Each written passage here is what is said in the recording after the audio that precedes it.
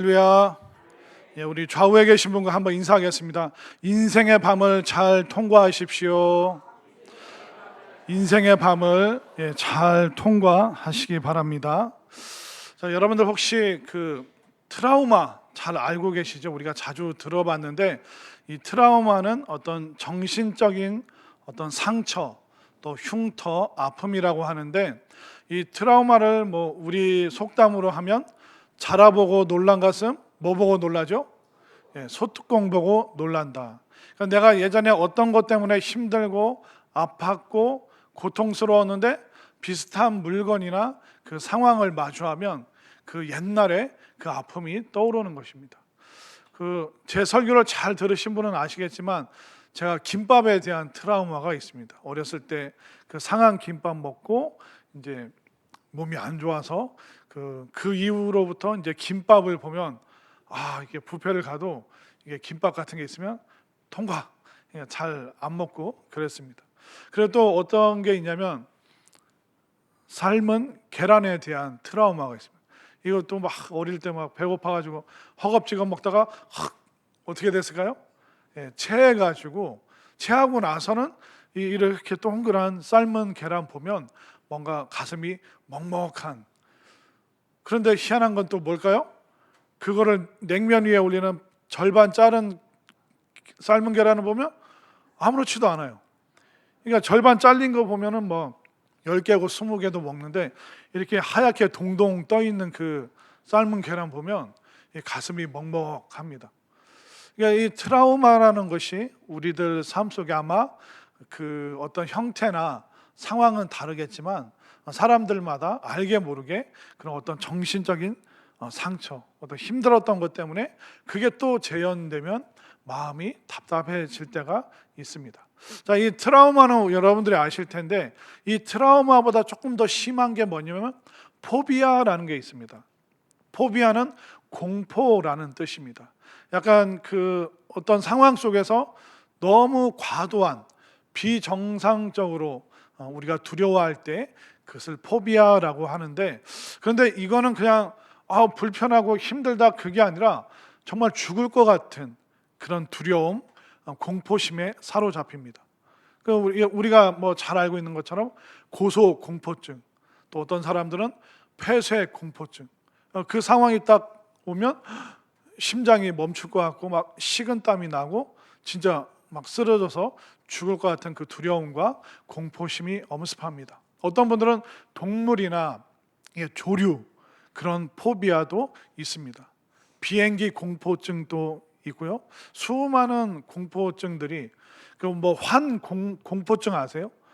이렇게 무슨 까만 시야처럼 이렇게 뭔가 똑같은 패턴으로 탁탁탁 이렇게 있으면 그게 어떤 또 공포심으로 느껴지기도 합니다.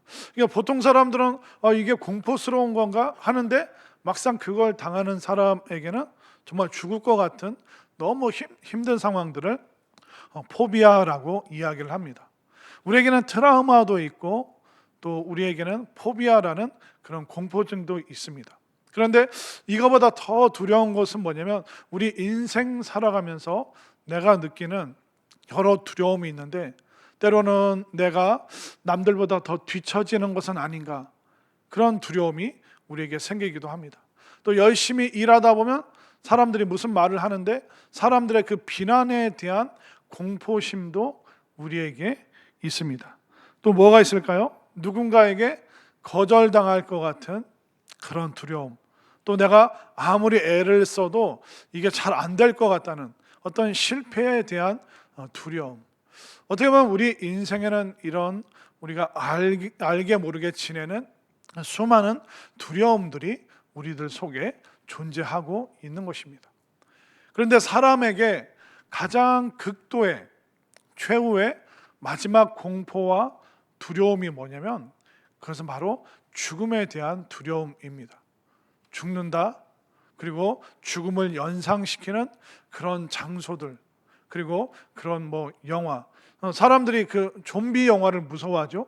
우리나라도 막 그 조선 시대랑 뭐 또 여러분들 기차 타실 때 조심해야 되는 게 부산 가는 그런 기차도 조심하셔야 됩니다. 그런 어떤 실제하는 그런 공포가 내 눈앞에서 막 살아 움직이는 그런 포비아들. 그렇기 때문에 사람의 가장 최후의 궁극적인 두려움은 뭐냐면 바로 죽음입니다. 그리고 죽음을 연상시키는 어떤 상황들, 그런 장소들, 그거 우리 꺼려합니다. 여러분들 밤에 부슬부슬 비가 오는 새벽에 공동묘지 혹시 지나가 보신 적 있으세요? 뭐 그 나를 부르는 사람도 없는데 갑자기 휙 뒤돌아봐야 될 것 같고, 그냥 공동묘지 같은 곳은 인간에게 어떤 근원적인 두려움을 주는 것입니다. 그런데 오늘 본문에 보니까 세 명의 여인들이 그 무덤으로 인간에게 트라우마하고 포비하고 극도의 공포심을 자아내게 하는 그 무서운 장소로 여인들만 지금 가고 있습니다. 한번 볼까요? 얼마나 담대한지. 자, 오늘 본문 1절과 2절을 한번 보십시오. 1절을 제가 읽고 2절을 여러분들이 읽겠습니다. 안식일이 지남에 막달라 마리아와 야고보의 어머니 마리아와 또 살로메가 가서 예수께 바르기 위하여 향품을 사다 두었다가 안식 후 첫날 매우 일찍이 해 돋을 때에 그 무덤으로 가며. 우리는 그냥 공간적으로 지금 멀리 떨어져 있으니까 이게 별로 무섭지가 않은데, 일찍이 해 돋을 때 아직 새벽 미명, 이 밤에서 아침으로 건너오기 전, 사람들이 없고 아마 로마 군인들이 잠들어 있어서 우리가 몰래 들어갈 수 있을 것 같은 그 시간, 아무도 없고 깜깜하고 앞이 잘 안 보이는 시간에 어디로 가고 있다고요? 무덤으로, 지금 공동묘지로, 아마 무서워하면서 두려워하면서. 그런데 이 여인들은 이 장소에 대한 두려움, 죽음에 대한 두려움보다 이것을 극복하고 그 자리까지, 예수님에게까지 지금 나아가고자 이 여인들이 이 무서운 시간에, 아무도 없는 시간에 무시무시한 장소로 나아가고 있습니다. 어떻게 이게 가능할까요? 오늘 여자분들 3명씩 짝지어서 공동묘지, 그런데 내일 새벽에 가십시오 하면 과연 갈 사람이 몇 명이나 있겠습니까? 근데 이 여인들은 두려운데도 그것을 극복하고 예수님께 나아가고 있습니다. 어떻게 이것이 가능하겠습니까? 그 이유는 뭐냐면 이 여인들은 두려움보다 더 큰 아픔, 공포심보다 더 큰 슬픔을 먼저 경험했기 때문에, 예수님께서 우리 위해서 얼마나 큰 아픔과 슬픔을 당하셨는가. 제자들은 다 도망가서 모르는데 이 여인들은 끝까지 그 십자가의 자리까지 울며 불며 거기까지 나아갔던, 그러니까 예수님의 그 표정, 그 아프심, 살이 찢기고 피를 흘리고 그리고 마지막 숨을 거두는, 우리 위해서 죽기까지 십자가에 달리셨던 그 예수님의 그 아픔이, 슬픔이 너무나도 크기 때문에 그 슬픔이 바로 이 두려움들을 이겨내도록 만드는 것입니다. 결국 아픔을 겪어본 사람은요, 두려움을 이겨낼 수 있습니다. 그러니까 극심한 그 슬픔을 본 사람은 두려움, 공포 얼마든지 이겨낼 수 있습니다. 만약 여러분들에게 오늘 시장 가서 빨간 다라이 놓고 시장에서 생선 좀 파십시오, 그러면 그거 할 사람 누가 있겠습니까? 그런데 내가 혼자 우리 아이들을 키우는데 아들이 딸이 먹을 게 없어서 배가 고파서 굶어서 막 애들이 쓰러져 있습니다. 그러면 시장 가서 생선을 팔든 뭘 팔든 두렵겠습니까? 지금 당장 애들이 죽어가는데, 굶고 있는데, 아파하는데, 힘들어하는데, 그 아이들의 아픔을 보면 어머니 아버지가 세상 나가서 아무리 더러운 일, 힘든 일, 그거 두렵지 않습니다. 남에게 무릎 꿇으라고 해도 무릎 꿇을 수 있습니다. 왜? 이 아이의 아픔이 내 수치심보다, 내 두려움보다 더 큰 것을 보았기 때문에, 슬픔과 아픔을 겪은 사람은요, 두려움 얼마든지 이겨낼 수 있는 것입니다. 예전에 어떤 청년 자매가 있었는데 이 자매가 참 곱고 예쁘게 생겼습니다. 그런데 이 자매의 아버지는 이렇게 등이 굽은 이렇게 그 곱추라고 얘기를 하죠. 등이 굽은 분이고 어머니는 시각 장애인이에요. 그냥 그 아버지는 이게 등이 굽어서 다니고 엄마는 손을 잡고 같이 다녀야 되는 그런 집에서 딸로 태어났는데, 근데 이제 크면서 이제 점점 뭐 이렇게 홍기도 차고, 그런데 혼사가 오고 가도 그 부모님을 보고 남자친구가 또 그 상대편 집안에서 반대를 하는 겁니다. 이런 결혼 못 시킨다. 그러니까 몇 번 이제 혼사가 다 깨지고 나니까 어느 날 이 아빠랑 엄마가 거실에서, 이제 딸이 자고 있으니까 거실에서 막 울면서 얘기를 하는 거예요. 우리 딸아이 인생길을 막고 있는 것 같다. 어떻게 하면 좋겠냐. 막 울면서 얘기하는 게, 우리가 얘를 큰 집이나 작은 집이나 입양을 보내자. 우리가 부모인 척 하지 말고 큰 집이나 작은 집이 부모인 것처럼 정상적인 부모 밑에서 자란 것처럼 하자. 걔 결혼식 때 우리 거기 가지도 말자. 막 두 분이서 막 우는 겁니다. 근데 그 딸이 그것을 방 안에서 듣고 막 뛰쳐나옵니다. 엄마, 아빠 잘못했어. 엄마, 아빠 더 이상 부끄러워하지 않을게. 나 딴 집 보내지 마. 나 엄마, 아빠 딸로 그냥 살아갈게.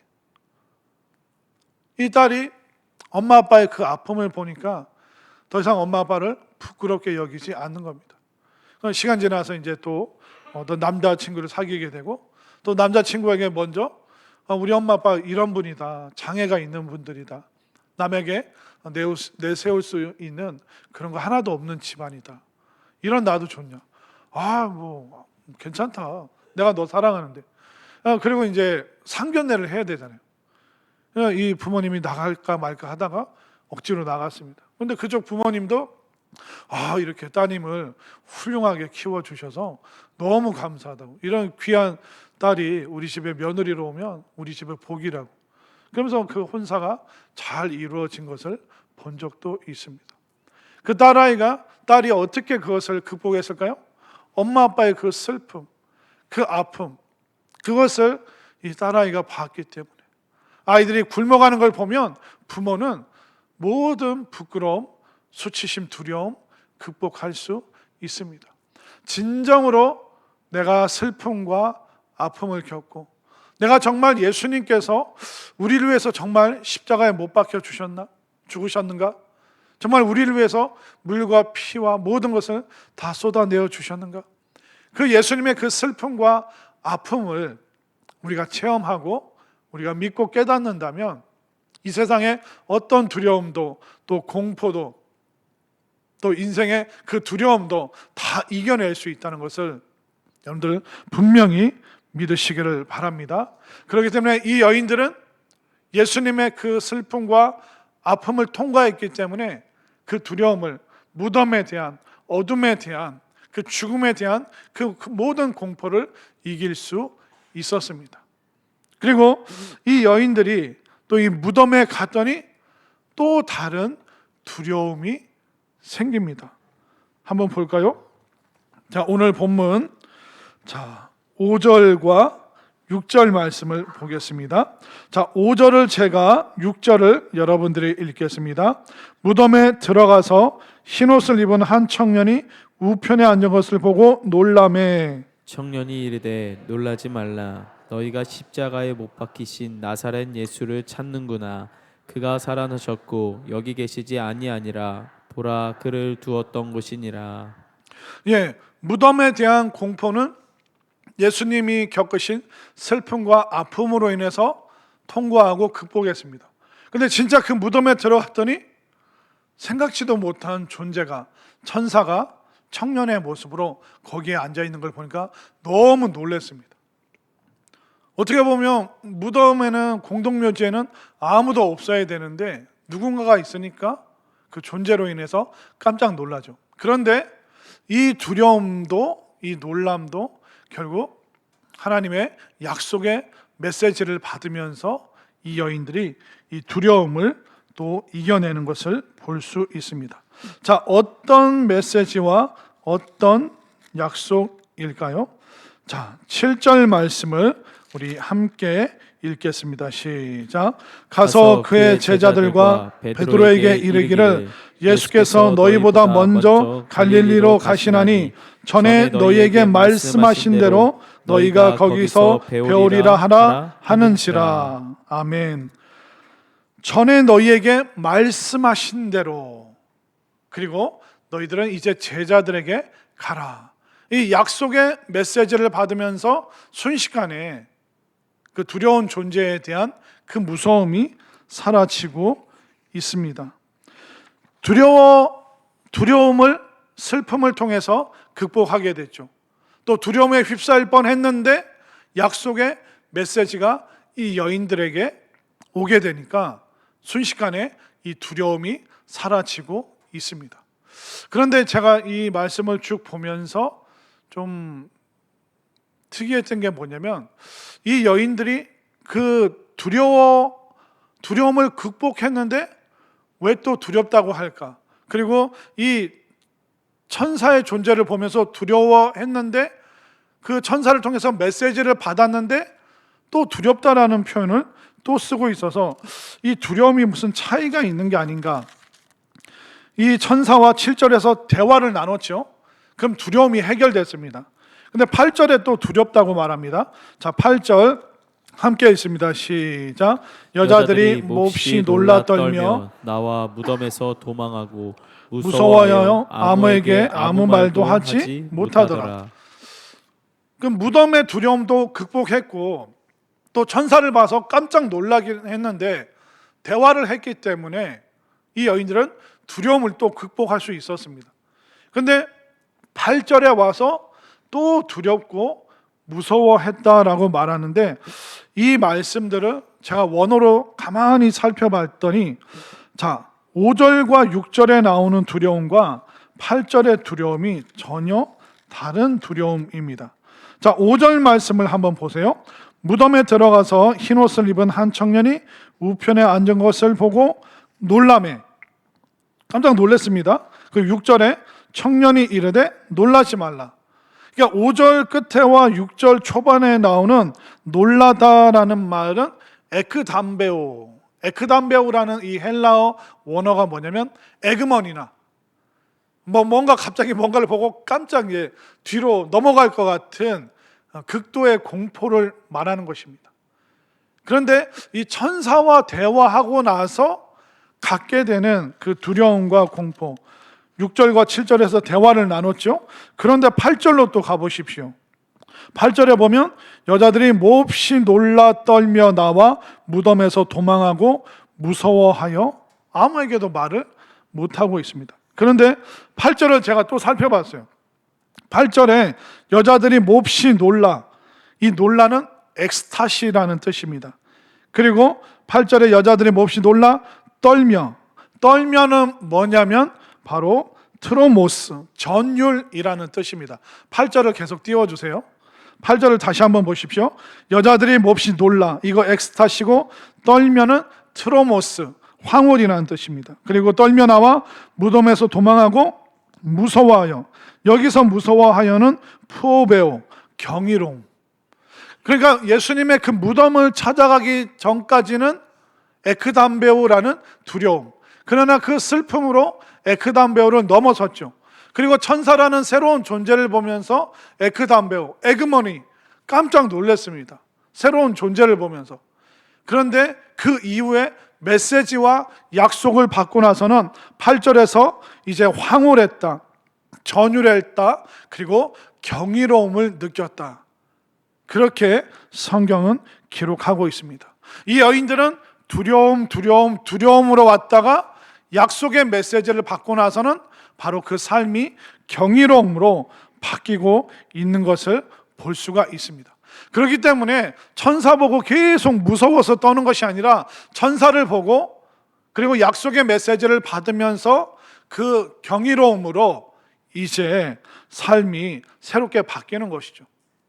결국 두려움에서 경이로움으로 나아가는 것, 이것이 바로 신앙이라는 것입니다.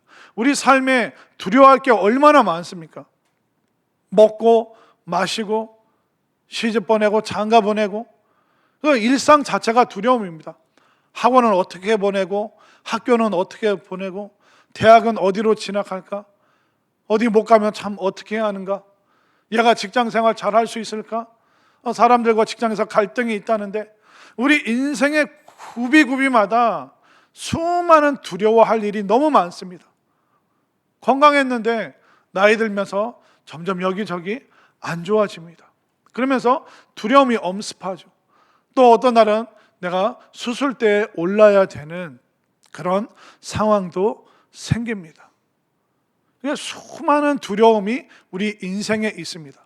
그런데 우리 인생에 두려움 가득한 트라우마와 포비아가 있는 우리에게 이 약속의 말씀, 메시지가 우리에게 들어올 때 이제 우리 인생은 두려움에서 경이로움으로 변화될 수 있음을 분명히 깨달으시기를 바랍니다. 이 경이로움은 뭘까요? 설명할 수 없는 감격입니다. 저희 아이들이 제가 그 네팔 갔다 오고 나서 아빠 그 히말라야 산 봤어? 봤지. 어땠어? 제가 할 말이 없는 거예요. 경이로움이 뭘까요? 내가 설명할 수 없는 겁니다. 제가 그랬죠. 너희들도 나중에 가봐. 이거 말고는 제가 그 히말라야의 그 감격을 설명할 방법이 없습니다. 여러분들 나중에 가보시기 바랍니다. 저는 장태산이 어떤 곳인지 너무 궁금해요. 사실 히말라야 그 밑에 산은 산으로 안 보이는데 이번 주일에 가야 될 그 장태산은 얼마나 크고 웅장하고 높을까, 지금 그 경이로움으로 제가 말을 할 수가 없어요. 장태산 가서 또 아이들에게 얘기를 해야겠죠. 우와, 너희들도 나중에 가봐. 그런데 우리 인생이 두려움에서 설명할 수 없는 경이로움, 그 황홀함, 그 감사, 거기에 뭐가 있다고요? 바로 말씀과 약속과 메시지. 이 여인들이 받은 그 메시지, 그 말씀을 한번 볼까요? 다시 한번 7절 말씀. 자, 7절 말씀 함께 읽습니다. 시작. 가서 그의 제자들과 베드로에게 이르기를 예수께서 너희보다 먼저 갈릴리로 가시나니 전에 너희에게 말씀하신 대로, 거기까지. 전에 너희에게 말씀하신 대로 너희들이 들었던 수많은 메시지가 있지 않느냐, 약속이 있지 않느냐. 그러니까 너희들은 가라. 7절 맨 앞에 말하고 있잖아요. 딱 선언하자. 가라.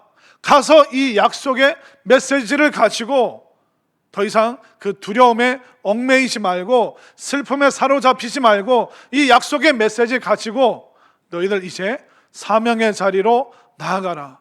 그렇기 때문에 우리가 인생에 수많은 두려움이 있습니다. 이거 어떡하지? 어떻게 이겨내지? 극복하지? 그러나 여러분들이 약속의 그 메시지를 받게 되면 이제 그 경이로움 가지고 삶의 자리로 당당하게 나아갈 수 있는 사명을 받게 된다는 것을 믿으시기를 바랍니다. 그렇기 때문에 우리가 많은 두려움 가지고 왔지만 이미 우리 주님께서 주신 약속의 말씀, 생명의 말씀, 이 십자가와 부활과 천국의 이 경이로움을 여러분들이 소유할 수 있게 되기를 바랍니다. 이 신앙의 경이로움을 가진 그 마음 가지고, 설명할 수 없는 마음 가지고 여러분들이 가정으로 가셨으면 좋겠고, 직장으로 나아가시고, 또 교회에서 많은 사명들을 감당해서 이 믿음의 여인들처럼 정말 훗날 정말 아름다운 믿음의 고백을 할 수 있고, 또 많은 사람들을 옳은 길로, 생명의 길로, 또 구원의 길로 안내할 수 있는 두려움을 극복한 사명의 사람들이, 경이로움을 가진 사람들이 될 수 있기를 간절히 소망합니다.